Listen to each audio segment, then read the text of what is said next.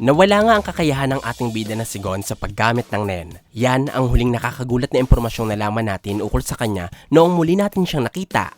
Nakakalungkot ito mga idol dahil alam natin kung gaano kahirap ang pinagdaanan ng ating bida maging bihasa lamang sa paggamit ng Nen. Kaya hindi nakakapagtaka na sobra ding nalungkot si Gon noong madiskubre niyang hindi niya makita ang kanyang aura. Pero, ano kaya ang tunay na nangyari? Bakit nawala ang kakayahan ni Gon sa paggamit ng Nen?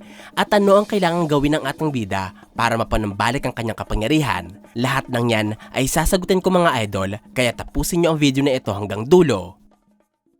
Bago ko sabihin sa inyo mga idol kung paano mapapanumbalik ni Gon ang kakayahan niya sa paggamit ng Nen, babalikan muna natin ang tagpo ng kwento na naging dahilan para mawala ang kapangyarihan ng ating bida. Ang eksenang ito ay makikita sa laban ni Gon at ng Royal Guard na si Neferpitou. Kung inyong maaalala mga idol, noong sinabi ni Pitou na patay na si Kite at hindi na muling mabubuhay pa, labis na nasaktan ng ating bida at sinubukan niyang iproseso sa kanyang isipan ng malungkot na katotohanan. Ngunit, hindi kinaya ng kalooban ni Gon ang kamatayan ni Kite, lalo na noong sinabi ni Pitou na kailangan na niyang tapusin ang bata. Nagresulta ang aksyong ito ng Royal Guard para ipagtanggol ni Gon ang kanyang sarili at ipaghiganti ang kanyang kaibigan sa pamamagitan ng isang panata. Hiniram ni Gon ang lahat ng Nen at kapangyarihang tataglayin niya pa lamang sa hinaharap upang dumating siya sa estado ng lakas na kayang makatalo kay Pitou. Nagdulot ito para lumaki ang pangangatawan ni Gon, bumugso ang aura na tinataglay niya at lumakas ang mga abilidad na meron siya. Ang lakas na ito mga idol ay sobrang kahanga-hanga, kaya noong nakita ni Killua ang hitsura ng kanyang kaibigan, nasabi niya na ang lakas na meron si Gon ay maaari lamang makuha ng isang taong nagsanay sa loob ng maraming dekada. Halos ganito din ang opinyon ni Pitou noong maintindihan ang ginagawang panata ng bata. Ayon sa kanya, ang lakas ni Gon ay kapantay ng lakas na meron ng kanilang hari na si Meruem, kaya itinuturing ni Pitou na isang malaking banta ang bata. Sinubukan ni Pitou na tapusin si Gon, pero kahit ng kanyang Terpsichore na kayang makapagbitaw ng ataking may bilis na 0.1 second, ay hindi nagawang mapantayan ang bilis ni Gon na bukod sa nakaiwas, nakalayo pa sa Royal Guard ng ilang metro. Nakapagbigay din ang ating bida ng sobrang lakas na pagsipa sa sikmura ni Pitou, kaya lumipad sa kalangitan ang kaawa-awang katawan ng Chimera Ant. At higit sa lahat, nakalika si Gon ng isang napakalakas na Jajanken Rock na nagpatalasik ng hindi oras kay Pitou patungo sa kagubatan. Sobrang lakas ng ating bida sa kanyang adult form, pero ang pambihirang kakayahan na ito mga idol ay may malaking kapalit, sapagkat para magamit ni Gon ang lahat ng kapangyarihang ito, ibinuwis niya ang kanyang buhay. Ayon kay Pitou, ang lakas ng ating bida ay naging posible lamang dahil isa siyang natatanging individual na handang baliwalain ang kanyang kapangyarihan at handang isakripisyo ang kanyang buhay para magkaroon ng sapat na lakas na tatalo kay Pitou. Nagtagumpay si Gon na mapuksa ang Royal Guard, pero matapos ang paggamit ng kakayahang ito, nanumbalik sa dati niyang laki si Gon at nakomatose ng ilang araw. Nanatili ang bata sa ospital. Tanging makina na lamang din ang bumubuhay sa kanya at unti-unting nabulok ang katawan ni Gon. Kaya, tuluyan sana siyang mamamatay kung hindi lamang dahil sa tulong ng kapangyarihan ni Nanaka. Gumaling si Gon ng lubusan, ngunit sa kabila ng pagbalik sa ayos ng kanyang katawan, may isang hindi nanumbalik sa ating bida. Ito ang kanyang kakayahan sa paggamit ng Nen. Hindi makita ni Gon ang kanyang aura at hindi niya din maramdaman ng kanyang Nen. Isang pangyayaring ipinagtataka niya. Pero ano nga ba ang tunay na dahilan kung bakit nawala ang Nen ng ating bida? Meron ako nakikitang tatlong rason mga idol kaya hindi magamit ni Gon ang kanyang Nen. Ang una sa mga rason na ito ay dahil sa paraan ng pagpapagaling sa kanya ni Nanaka. Sa chapter 333 mga idol, hiniling ni Killua kay Nanaka na pagalingin si Gon. Maayos itong naisagawa ng nilalang at matapos lamang ang ilang minuto, bumalik si Gon sa normal at parang hindi nag-agaw buhay. Maaaring noong pinagaling ni Nanaka si Gon, ginawa niyang literal ang pagpapagaling sa bata. Hindi lamang niya ibinalik ito sa normal na katawan, bagkos ibinalik niya din ito sa normal na estado kung saan hindi pa tuluyang nakabukas ang aura nodes nito. Matatandaan mga idol na ang mga nakabukas na aura nodes ay maaaring magdulot sa isang tao ng labis na panghihina at kapahamakan kung hindi sila marunong sa pagkontrol ng daloy ng kanilang Nen. Kaya posible, nakasabay ng pagpapagaling ni Nanaka mula sa pinsalang dinulot ng Nen ay ang pagsigurado din ng kanyang kapangyarihan na hindi na muling mapapahamak pa si Gon dahil sa Nen. Nagresulta upang isara niya ang aura nodes ng bata. Ang pagbalik ni Gon sa estado ng katawan kung saan hindi pa siya nakakagamit ng Nen mga idol ang nagpapaliwanag kung bakit sinabi ni Jin kay Gon na nakikita niya pa rin na maayos ang Nen ng kanyang anak. Yun nga lamang ay maaaring bumalik si Gon sa normal kaya hindi niya ito magamit. Ang pagkawala ng kakayahan ni Gon na magamit ng kanyang nen dahil sa pagbalik sa kanya ni Nanika sa normal niyang katawan ay maaaring masolusyonan kung dadaan ulit siya sa nen initiation o ang proseso ng paggising ng nen sa katawan ng isang tao. Si Wing ang nagsagawa ng nen initiation kanila Gon at Killua noon sa pamamagitan ng tinatawag nilang nen attack o ang puresahang pagpukaw sa nen ng isang individual sa pamamagitan ng pag-atake dito gamit ang nen. Posible mga idol na kapag napagtantunan ni Gon na bumalik lamang siya sa normal na katawan, pwedeng humingi ulit siya ng tulong sa kanyang dating master na si Wing o sa mga kaibigan niyang hunters kagaya ni Kite para magsagawa ang mga ito ng nen attack, nagigising sa kapangyarihan ni Gon.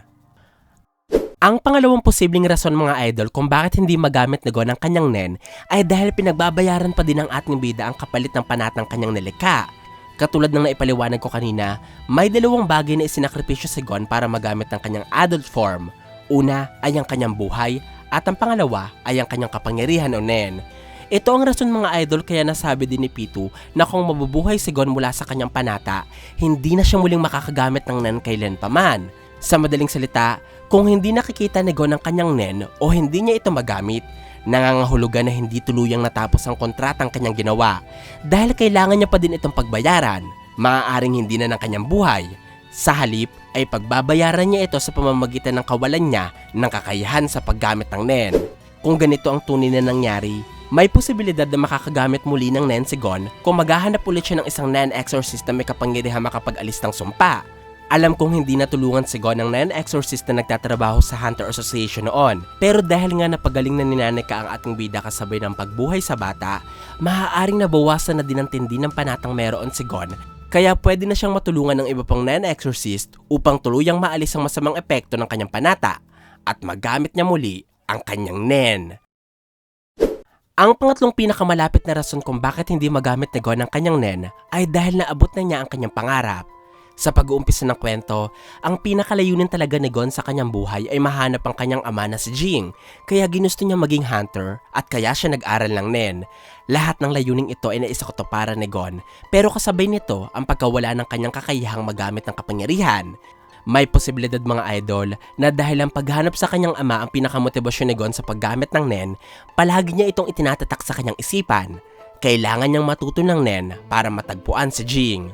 Ang motibasyong ito ay posibleng naglagay ng kondisyon at limitasyon sa kapangyarihan ni Gon na magkaroon siya ng nen para mahanap si Jing. Kaya noong natagpuan niya na ang kanyang ama, bigla na ding naglaho ang kakayahan ng bata sa paggamit ng nen. Kung inyong maaalala mga idol, ang nen ay isang klase ng kapangyarihang konektado sa kaisipan, personalidad at pagkatao na nagmamay-ari sa kanila. Kaya ang mga nen types at nen abilities ng bawat nen user ay sumasalamin din sa pangarap ng gumagamit nito. Halimbawa dyan si Leorio na pangarap maging doktor kaya nagkaroon siya ng isang nen ability na makakatulong sa kanya sa panggagamot. At ganito din si Kurapika na may pangarap na manggantihan ng Phantom Troop, nagdulot para magkaroon ng limitasyon ng ilan sa kanyang mga kadena, kaya maaari lamang itong magamit sa mga member ng Spiders. Ganito din ang nangyari kay Gon, pangarap niyang matuto ng nen para mahanap si Jing. Isang kondisyong natapos ng bata, kaya nawala na din ang kanyang nen matapos maisaktuparan ng pangarap. Ang pagtatapos ng layunin ni Gon sa kwento mga idol ang maaaring rason kung bakit nawala ang kanyang nen. Kaya pwedeng maibalik niya muli ang kakayahan sa paggamit ng kapangyarihan kung makakahanap muli siya ng bagong layunin o motibasyon na nangangailangan ng kanyang lakas. Maaaring isa itong bagong paglalakbay, posible din namang bagong kalaban, at syempre, maaaring bagong misyon bilang isang hunter. Kung ano man ito, tiyak na makakatulong ito sa kanya para magamit muli ang kanyang kapangyarihan. Meron akong nakikitang bagong layunin na maaaring makapagpabalik sa nen ni Gon. Ito ang pagharap niya sa mga natitirang Chimera Ants na pinamumunuan na ng bagong kontrabidang si Gyro. Sigurado ako mga idol na ibabalik muli ng Hunter x Hunter ang kwento sa paglalakbay ni Gon sa ligtas na mundo, habang ang kanyang mga kaibigan at tatay ay nasa Dark Continent. Sa bagong arc na ito, makakalaban niya si Gyro. Nasabi ko ito mga idol dahil sa chapter 204, binanggit si Gyro kasama ang pangalan ni Gon. Ayon sa kabanata, umalis si Gyro sa syudad nang hindi sila nagkakatagpo ni Gon. Kung makakabuti ba ito sa dalawang karakter ay hindi pa natin malalaman, maliban na lamang kung magkita sila. Ang paglalagay ng detaling ito sa kabanata nagpapakilala kay Gyro ay nagpapahiwatig na nilikha ng mayakda ang bagong karakter para sa ating bida. Maliban dito, sobra-sobra ding binibuild up ng kwento si Gyro. Halimbawa, nagkaroon siya ng sarili niyang backstory kung saan ipinapakita ang malungkot niyang pagkabata. Ipinahiwatig din ng kwento mga idol ang pagpunta ni Gyro sa Meteor City upang magtayo ng bagong nasyon. Dito siya susundan ng kanyang mga dating tauhan na sila Welfin. At higit sa lahat mga idol, ang pinaka nagpapatunay na si Gyro ang susunod na makakalaban ni Gon ay ang pagbibigay sa kanya ng mga pambihirang kakayahan. Katulad ng galing ni Gyro sa pamumuno, kaya na itatag nito ang NGL sa loob ng 9 na taon. Ang kanyang walang katulad na talino, katangiang ginamit niya para ma-develop ang drogang tinatawag na D2. At ang pinaka nakakabilib na kakayahan ni Gyro ay ang pagkakaroon niya ng kakaibang pangangatawan na tumulong sa kanya para makawala sa kontrol ng Chimera Ant Queen. Lahat ng mga ito ay nagpapatibay sa gustong iparating sa atin ng kwento, na si Gyro ay isang kakaibang individual na magiging susunod na balakid sa ating bida na si Gon. At syempre sa isa pang malakas na taong ipinanganak muli para maging Chimera Ant. Ito ay si Kite. Naipaliwanag ko na sa inyo noon mga idol ang aking teorya na nagsasabing si Kite ay ang bagong hari ng mga Chimera Ants. Dulot ito ng pagkabuhay niya sa sinapupunan ng Chimera Ant Queen habang ipinagbubuntis nito ang nakatakdang hari na si Meruem.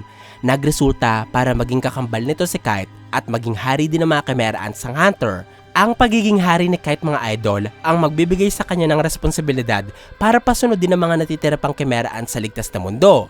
Kasama dito ang mga Chimera Ants na maglilingkod sa pamumuno ni Gyro. Ito ang sa tingin kong pagmumula ng alitan ng dalawa, pati na din ang isa pang digmaan, kasangkot ang mga Chimera Ants at ang mga tao, kabilang ang ating bida na si Gon. Maaaring katulad ng pinangako ni Kite kay Gon noong huli silang nagkita, tatawagan niya ang batang Hunter kung kailangan niya ng tulong.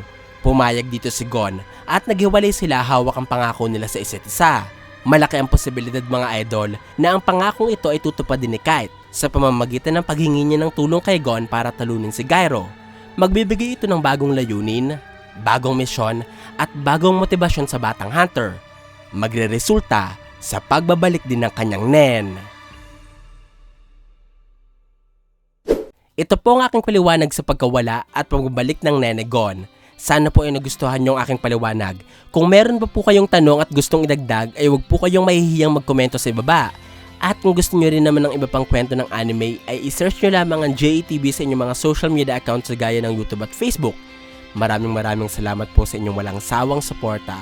Ako po si JE. Hanggang sa muli!